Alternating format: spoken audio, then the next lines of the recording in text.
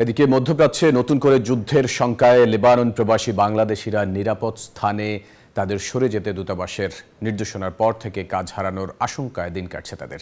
লেবাননের সর্বশেষ পরিস্থিতি জানিয়েছেন মিলন খান।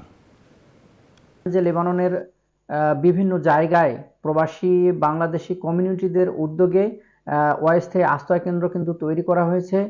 সেই আশ্রয় কেন্দ্রগুলোতে কিন্তু প্রবাসী বাংলাদেশিদের চাপ অনেকটাই বৃদ্ধি পাচ্ছে।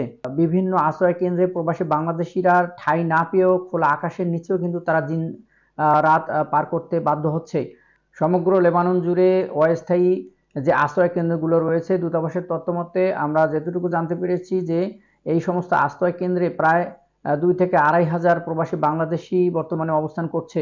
এই সকল প্রবাসী বাংলাদেশিদের খাদ্য, বাসস্থান এবং চিকিৎসা সেবা নিশ্চিত করার জন্য ব্যক্তিগত উদ্যোগে লেবাননের কমিউনিটির নেতৃবৃন্দরা কিন্তু সহযোগিতা করে যাচ্ছে। পাশাপাশি বাংলাদেশ দূতাবাসও সেই সকল আশ্রয় কেন্দ্রে খাদ্য সহায়তা কিন্তু পৌঁছে দিচ্ছে।